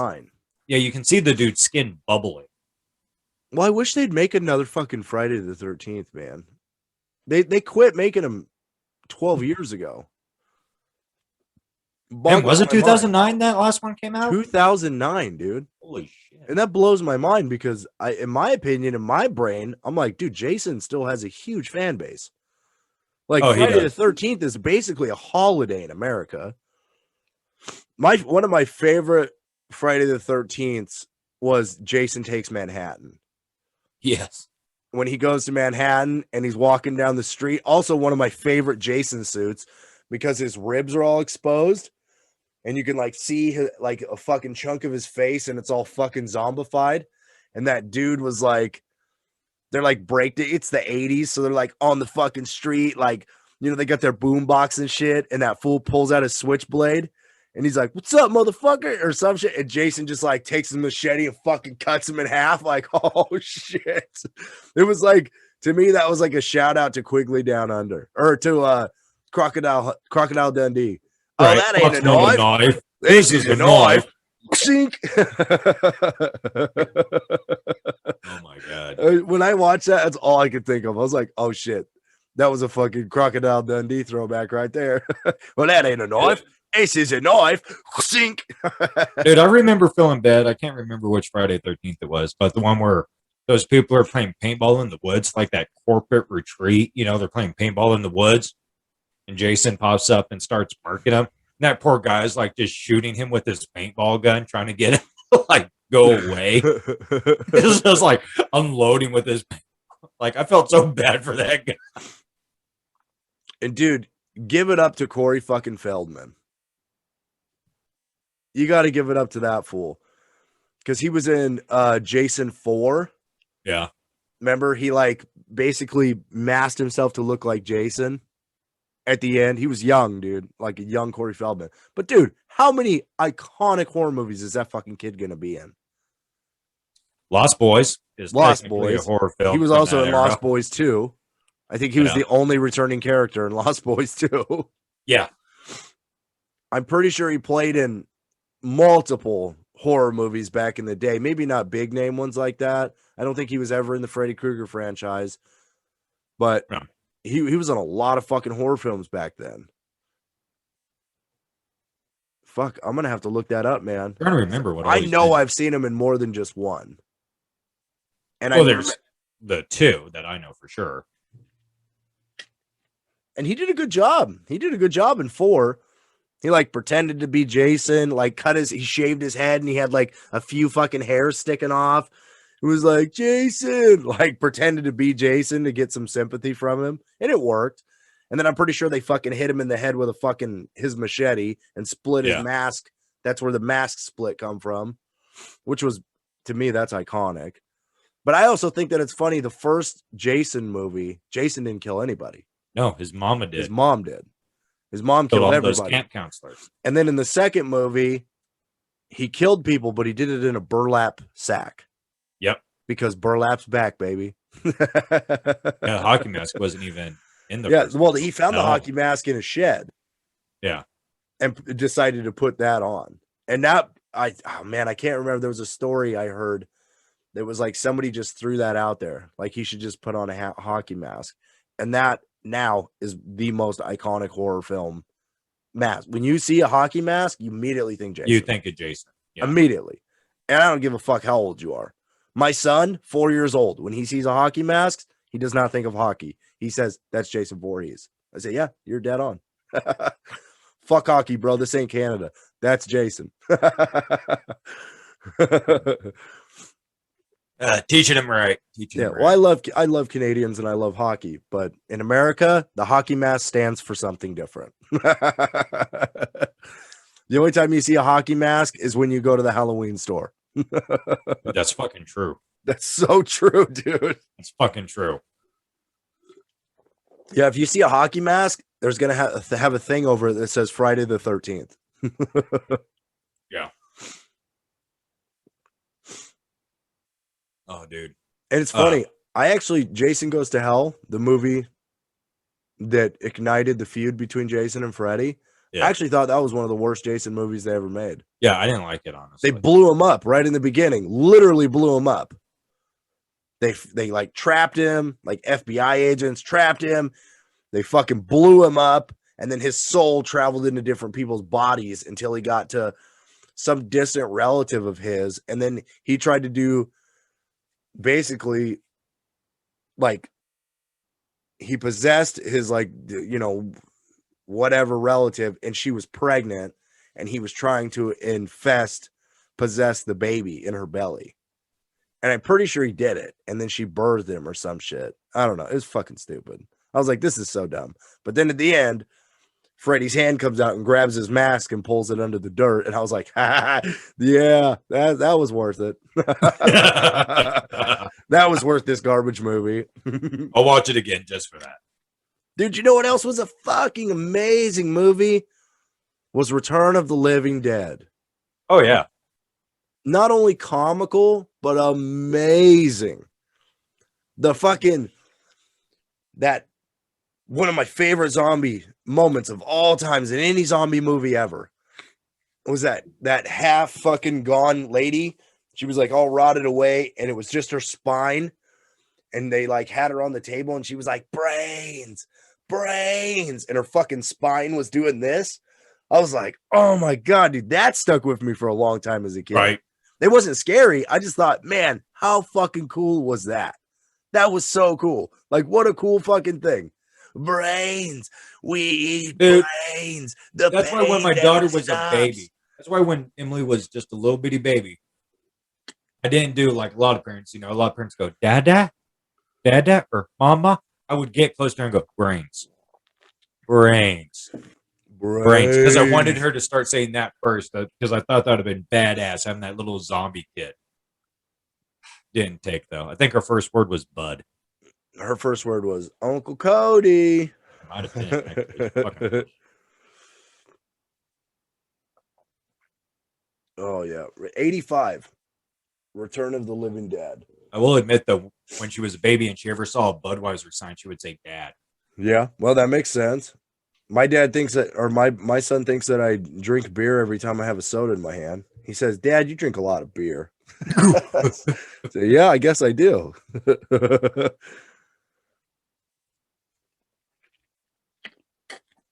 Dad, why do you drink so much? You. What? Nothing, son. Also, another amazing movie. From was back Frighteners in the 80s day. or was that 90s? I think that might have been early 90s. What? Frighteners. Yeah, I think that's 90s. I think that's 90s. Another amazing movie this is the one that scared the fuck out of me. You know this, was Cat's Eye. Dude, Cat's Eye. Cat's Eye is creepy, man. A 1985 horror film that was written by fucking Stephen King. It's a Stephen King book, and it has Drew Barrymore in it. I don't even know. She's fucking. This is after E.T., so she's a little bit older, like maybe 5 years old. Yeah, 5, 6. But she goes to bed, and at night, this little fucking troll thing comes out, and he's like this big, and he crawls up on her face, and he fucking pinches her nose and he sucks all the air out of her lungs. And it's like trying to kill her or something. And her fucking cat jumps on the bed and like fucking tries to attack this thing, this little tiny troll thing. Goblin is more what he looks like. And then this little goblin guy like pulls his little tiny shank out and he fucking like tries to stab the cat. And while the cat's trying to kill this fucking thing to protect this girl, he like scratches her face on accident. And then the parents throw the fucking cat out because they think the cat's just being a dick. The cat's really just trying to protect this little girl. And like most houses in the 80s, because they didn't have air conditioning, had fucking fans on the ground, like, you know, just a floor fan. Yeah. And then eventually this thing's like trying to suck her fucking air out and she wakes up and like smacks it into the fan and it, you know, vaporizes. But man, being a little kid, that fucking movie scared the shit out of me. I don't have a cat. I was like, yeah, I'm we gonna didn't die. have cats. We had dogs, dude. That was it. And my dogs didn't get to sleep in my room. Dude, that was a scary movie to me. Like, not a lot of movies scared me, but that one was just like so simple. It was just like this little troll comes out and he fucking sucks your air away when you're sleeping. Like, what the fuck? That's scary. That scares the shit out of me. I'll handle a killer doll, but I can't be fucking with no little tiny troll thing that comes out, tries to kill me while I'm sleeping. I'm a heavy sleeper, man. I'm fucked. Dude, I am a heavy sleeper. If a troll came out, I would definitely die. I would not wake up. Oh my god, dude. Have you seen the 80s film Troll? Troll? Troll. No. It's supposed to be a horror film. It's Supposed classic 80s. I mean, hardcore classic 80s. They got a guy who looks like Sonny Bono that lives in an apartment above them, who's like a swinger guy. And I mean, like, the troll basically just pops out at random parts and turns other people into trolls. It's got like that chick from Seinfeld in it. It was like her first acting role ever. I can't remember her name, but it starts with a D. Dreyfus is her last name, like Julia Dreyfus. Yeah. I think she is so fucking beautiful. Dude, you're not alone. I don't know what it is about her. She is absolutely breathtaking to me. Whenever I saw her on Seinfeld, I was like, oh my god. I wish I was older. And not only that, she's a fucking billionaire. Oh, well, yeah, and that automatically makes you more attractive. That adds to it. Yeah. Not I guess the first victim is this little girl. Like, it shows this little girl wearing, the pink overalls, classic 80s outfit of every little girl in a horror film. I mean, looked like she just came off the set of Poltergeist. Yeah. Absorbs her, pretends to be her, almost gets hit by a car, gets saved by a midget, and then just starts like staring at the midget. It was like, "Are you an elf?" And he was like, "Do you believe in elves?" "Yeah." "Well, then I might be an elf." Oh my okay, god, brother, dude. elf. I mean, dude, it is so fucking like that movie. That movie would not fly. No, dude. What he does is he stabs people with this, like he's got a ring with a little bitty pin on it, and when he stabs them with it, they turn into like a pod. Then it opens up and turns into Fern Gully, basically, in that area. And then like a little bitty troll pops out. That person became a little troll. The whole premise is he's like trying to get rid of the human race and replace it with like trolls and greenery. Now, is the Disney movie Trolls or the Pixar movie Trolls, is this the future of that movie? Actually, like, if this guy succeeded? Like, pretty much, imagine if Poison Ivy lived in Oz. Oh my gosh. Okay, that's kind of the concept here. Like, I'm trying to get rid of the human race, but I'm going to replace it with other trolls. Yeah. I get, he might have been the only troll left. He might have just been a lonely bastard. That's true, man. He might have been looking for a companion, and these people are trying to kill him. But then again, you can't be taking little kids. Yeah, no. Yeah. But I mean, if you're a troll, I mean, like, little kids still talk to you. Like, man, how old is this chick? Yeah, that's true. Yeah, it's a slippery slope. Yeah, trolls know not. This is like leprechauns. Yeah. Can't judge them, man. Yeah, I mean, it's not like that troll walked up behind her in the basement to grab her. Then all of a sudden, Prince Handsome was like, "Why don't you have a seat?" Yeah. Oh, Mr. Troll, we knew you were coming. We read the Yeah. emails. We have a copy of this, and everything is being recorded right now. Yeah. Okay. Did you bring the ring? Did you bring the ring? Right. According to the transcripts, you said you were going to poke her with the ring. Where do you wear the ring? What kind of ring is this? Something about poking and enjoying the green? Is that code? Were you going to get this little girl high? Did you bring marijuana? Right? Did you bring a ring and marijuana? There are cops outside right now. It's not what you think. Right. I'm innocent. And the first thing I think of every time I see something like that is I always think, does that work, Davis? That's what I think every time I see that shit. I was like, was he in this? Oh, man. Well, let's give a shout out to the Leprechaun, dude. Dude. I mean, like yeah, it was 1990. Yeah, the first still, one. you got to give the shout out. But, dude, Leprechaun's great. Because that is all time. You know what's fucked up? You get all these, you see all these horror posters, and of course, the Leprechaun, not so very scary to us per se. No. But a scary concept. A murderous leprechaun. You take his gold, he's going to fucking murder you. Pretty scary concept in theory. On film, not really. But I feel like they leave the leprechaun out of the fucking OGs of the horror films. He's got a pretty decent kill count, too, though. Dude, the way that they fucking film those movies, scary. Dark, scary. Like, yeah. I mean, you put Jennifer Aniston in a fucking horror film, you're probably not going to get much success. But still, dark, scary. I mean, the Leprechaun in its own was a scary looking motherfucker. He was. And the fact he just doesn't get the credit that these other guys get, it's like, come on, dude, you got to throw the Leprechaun in there. If you're throwing fucking Ghostface in there, you got to throw the Leprechaun in. Leprechaun is a lot more terrifying than Ghostface. Dude, what is it? I'm in your house. Like, come on, dude. At least the Leprechaun just pops out of nowhere and murks you. Right. And he You got me a pot of gold. It feels like me gold. It smells like me gold. Must be me gold. Oh, he was so good. I'll tell you what, like, usually on St. Patty's Day, if I can't go out, I will watch the Leprechaun and take a shot of whiskey every time they say the word leprechaun. Oh, you should watch the Leprechaun in the Hood. Dude, no, it's bullshit. Because I did that. And they didn't say leprechaun at all. What? Like, no, I shit you not. They didn't say leprechaun at all throughout almost the entire movie. And I was like, fuck this. So I started drinking.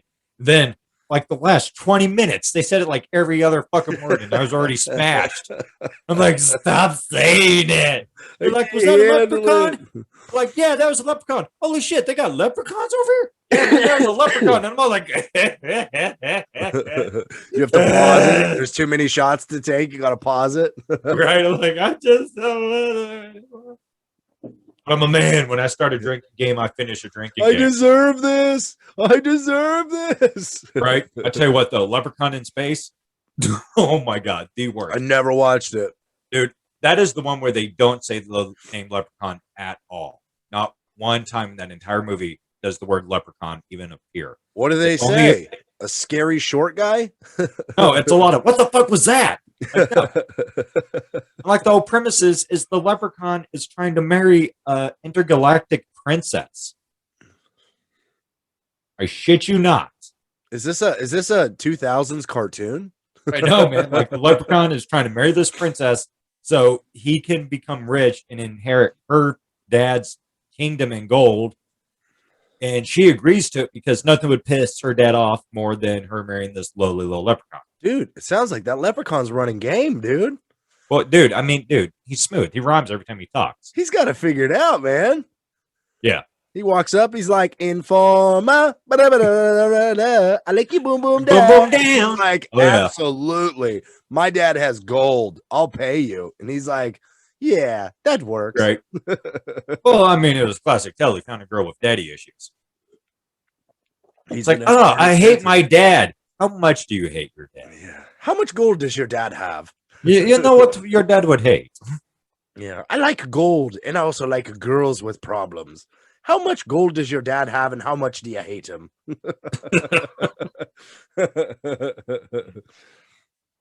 But yeah, they're classic movies. But now, whenever I watch the series, I just totally bypass Leprechaun in Space. Yeah, dude, I feel like Because it's Leprechaun in Space, then it's okay. So it's Leprechaun in the Hood, then Leprechaun in Space, and and then then Leprechaun back in to the hood. Yeah. It was Well, like, maybe he got a divorce. oh no, it doesn't make any fucking sense because it's Leprechaun in the Hood, which you can tell is '90s, and then Yeah. it's Leprechaun in Space, and it's like every space movie ever, they have the year 3225 or some shit like that, and then all suddenly he's back in the hood smoking weed with all these gangsters, and it's '92. Like. Did you fall through a wormhole or something in Leprechaun? But he's a leprechaun, man. They got magic. They Dude. got He magic, knows what man. he could do. Dude, stop reading too much into this shit. Who knows what he could do. He's a leprechaun. He's a leprechaun. He could They're travel magical through little time. creatures. You don't tell him what he can't do. He's got a shillelagh. Stubby little shillelagh. Yeah.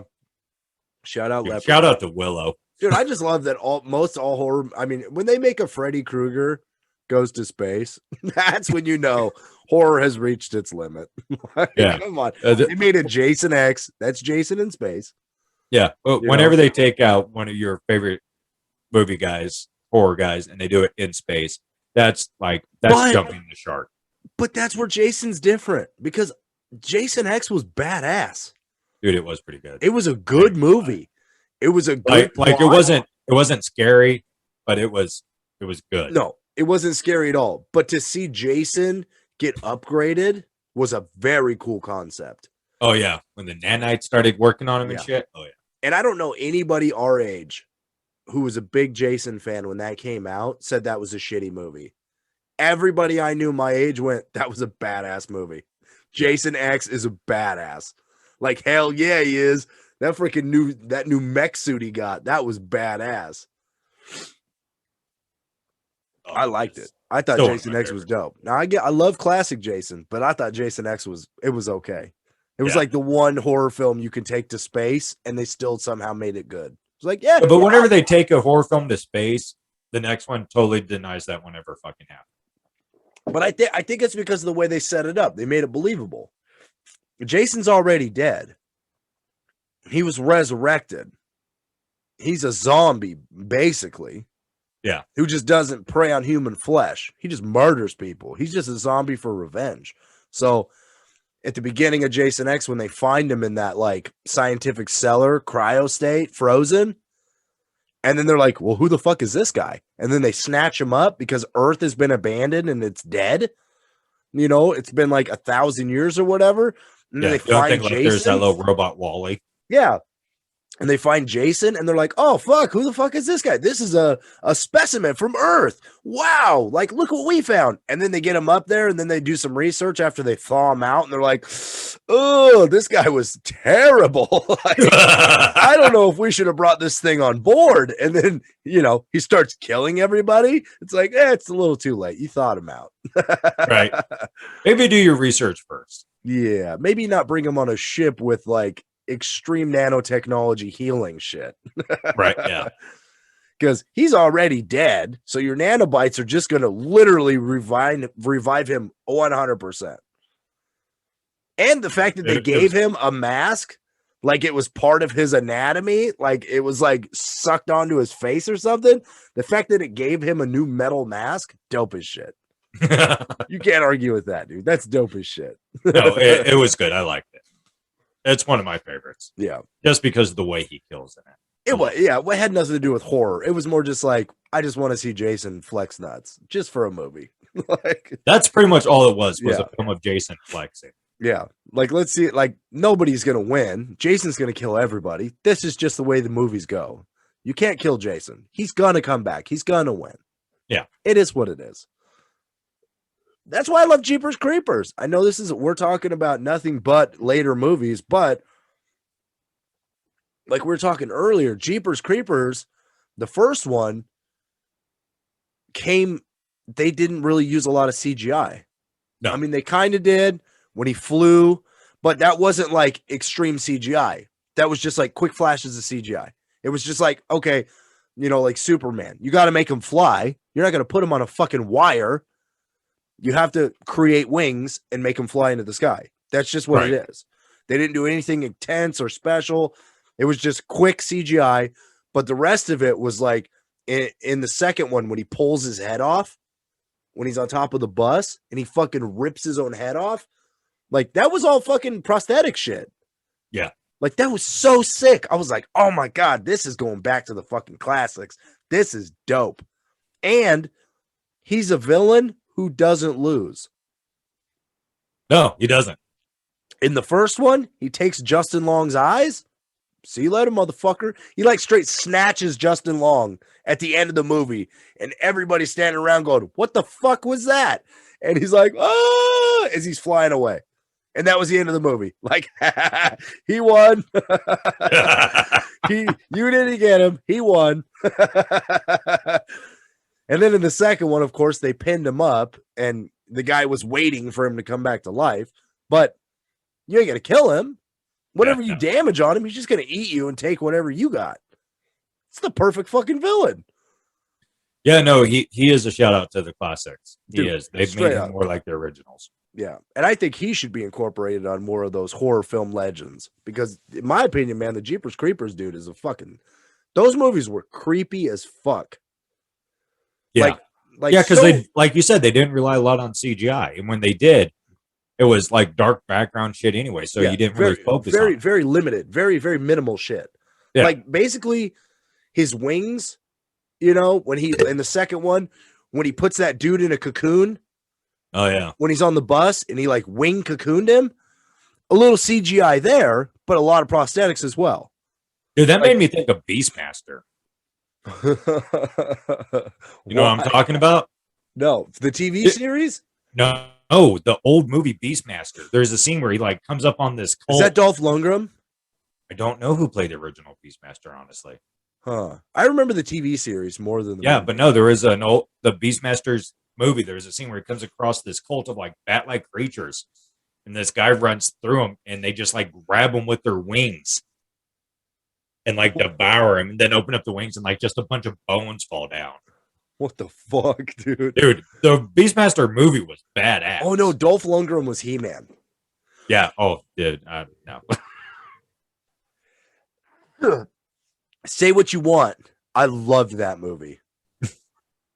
It did not hold up, dude. Yes, it did. Dude, there was a certain movie making technique in the 90s that holds true in my heart.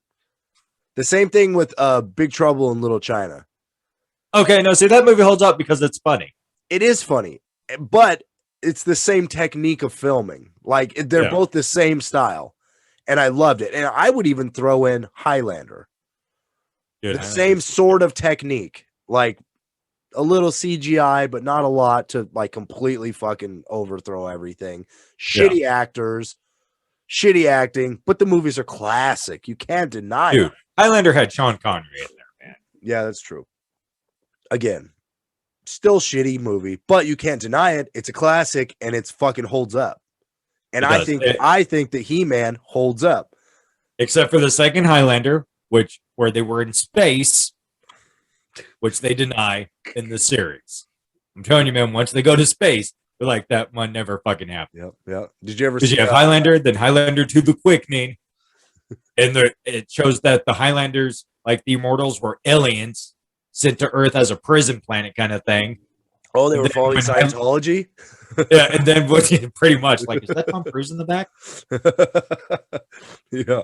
Is that Tom Cruise? And then the third Highlander, they're like, no, these are just humans born with this ability. And I was like, yeah, you would say that. You're not going to admit you made that second one, are you? Yeah. Dude, even having Sean Connery back in the second one couldn't save that fucking movie. If Sean Connery can't save your movie is doomed. Yeah. Well, Sean Connery can't save any movie now. No. God bless Sean Connery. I only smack women when they deserve it. Right, dude? He said shit like that. Dude, he did. In an interview, they straight asked him, do you hit women? Only when they deserve it. Like, what the fuck, Sean? You can't He's say like, that yeah, shit. I'll slap a woman if she gets out of hand. Like, what? And I think that's when his career ended. I don't think he Right. was in a lot after that because they were like, whoa. Did you just admit you smack women? Only when they deserve it. What the fuck, Sean? No, stop it. Yeah, like you just ruined your career, man. Well, he's dead now, so Right. bless his heart, bless his heart. And not like that man's career could get ruined. I mean, when he said that, he was already a fucking icon. Yeah, you ain't gonna ruin that guy's career. He was done anyway. Dude, I gotta admit though, even when he was old as shit, he was still kicking out the blockbusters. I mean, The Rock, it's a badass flick. Yeah, I played in The Rock. I was Right? a prisoner. Oh, dude, The Rock was a classic, dude. That was a good movie. I love that fucking movie. The Gentleman one. What the hell was that movie? James Bond? No, The Gentleman. Fucking. It had Mr. Jekyll and Hyde or Dr. Jekyll and Mr. Hyde. League of Extraordinary Gentlemen. That was a good fucking movie, dude. He did so good in that movie. That's Sean fucking Connery. Yeah. Yeah, you can't beat that, dude. Red Dawn. Oh, wait, he wasn't in that. No, that was Swayze. Swayze! Roadhouse. Gotta love Patrick Swayze. No, what was the Tom Clancy movie that Connery was in? It was like a submarine movie. The Hunt for Red October. The Hunt for Red October. That was where the red came from. Yeah. Where you had a guy with a thick Scottish accent playing a Russian submarine captain. Yeah. Makes a lot of sense. Yeah. All right, boys, are you ready? All right, comrades. All right, comrades, are you ready? Yeah, I guess. I don't think he's from here. Who put this guy in charge, huh? Who the fuck did this? All right, boys, are you ready? For Scotland, Russia.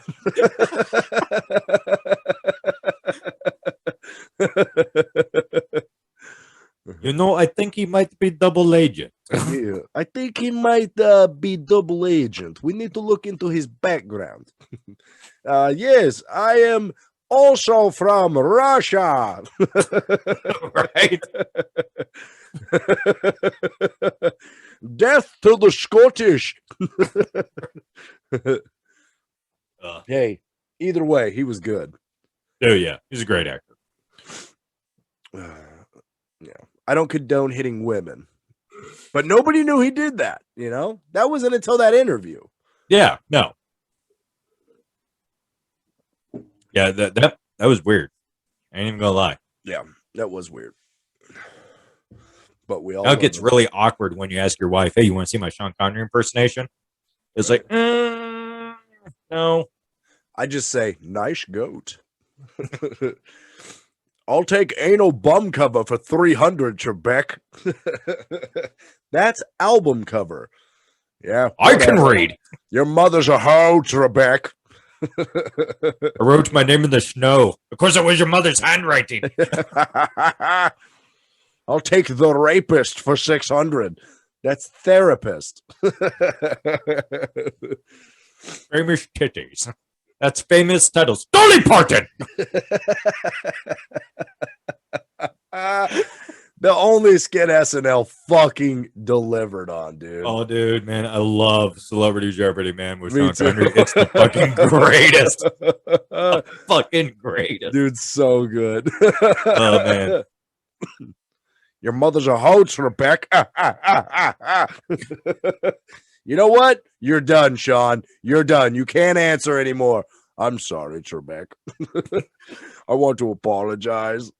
It's all in good fun. I wrote your mother's name in the. I wrote my name in the snow. It's in your mother's handwriting. That was a great. Wasn't that on the 40th anniversary? Wasn't that the line they did? Oh man, I don't know, man. That was a great line too. I used that later. So fucking good, man. God bless those SNL writers. That was a good skits. Yeah, back when they did good stuff. Back when they did good stuff. Yeah.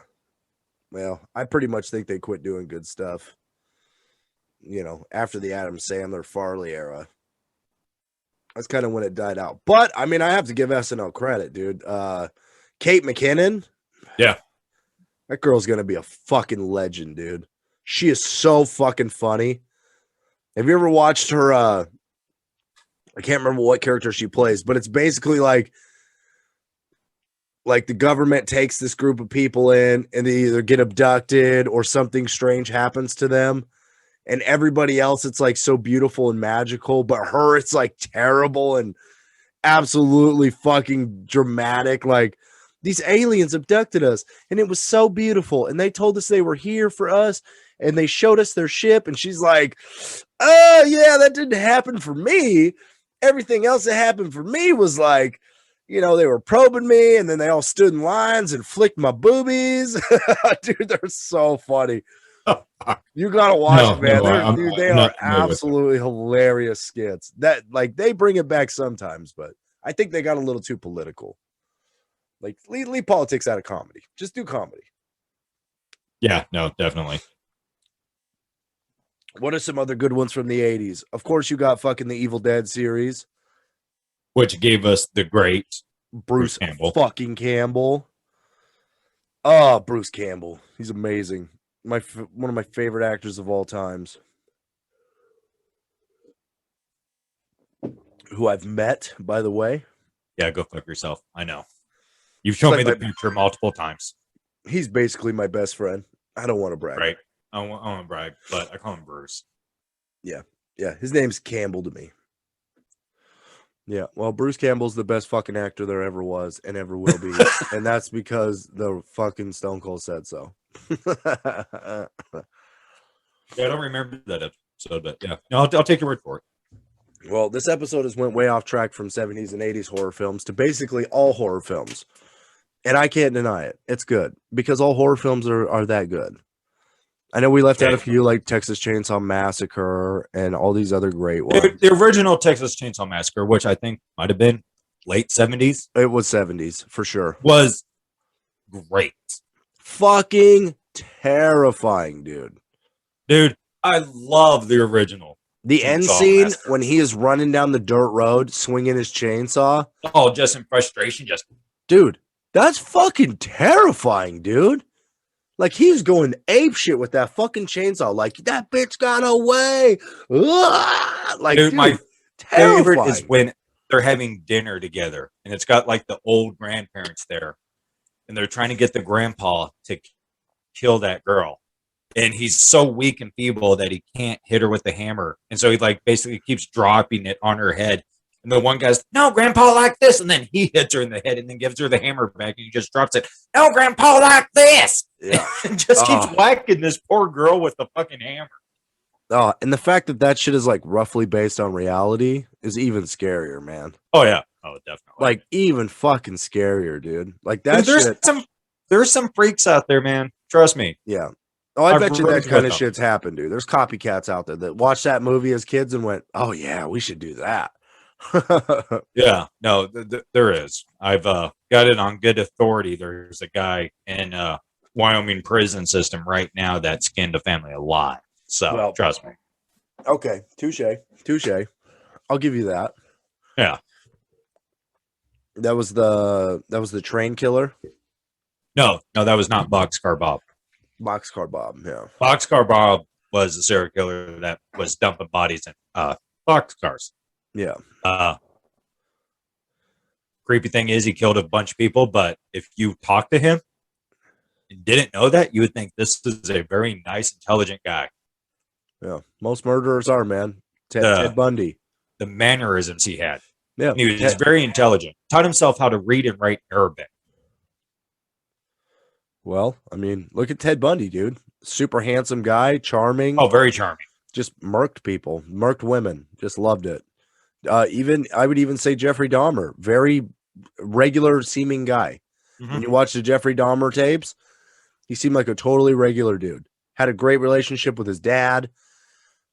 Like, complete opposite of what they say serial killers should be. Like, oh, they have terrible lives that were abused as kids. Jeffrey Dahmer was not. Yeah. He was his dad. He said his dad was the best dad he could be. He was amazing as a dad. He just had a fetish for killing.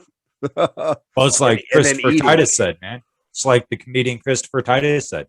If you ever have a guy who lives on your block that waves at you every day, take him out. Because every time they do an episode, oh no, he was real nice. He always waved at me. So yeah. Yep. And I always wave back. Right? What did Dane Cook say? You know, that weird guy at work. I bring that motherfucker Snickers bars. Hey man, here you go. That way when he brings a gun to work, he could say, thanks for the Snickers, and then move on to the next guy. It's called thinking ahead. Yeah, you got a plan for that shit, man. Always befriend the weird guy because you never know. Maybe I should start being the weird guy at work. That way people start bringing me stuff just out of like habit. Oh, you mean like at your last job? You had a steady flow of lunches and Monster energy drinks coming. I did. Like, I didn't have to buy shit at my last job. People were like, "Hey, you want lunch today?" Or, "Here, I got you a Monster." Oh, cool, thanks. Yeah, I bought you a $3 Monster this morning with my 89-cent coffee. Spent a $5 bill and didn't have to, but you know, I'm a little worried about you, Troy. Right? I grabbed 2 breakfast sandwiches on the way to work today. I don't want either one of them. Yeah, okay. You can have them both. Just remember my name. Oh no, maybe I give off that vibe. Nah, you're okay. Maybe it's my T-shirt that says "As seen on Dateline."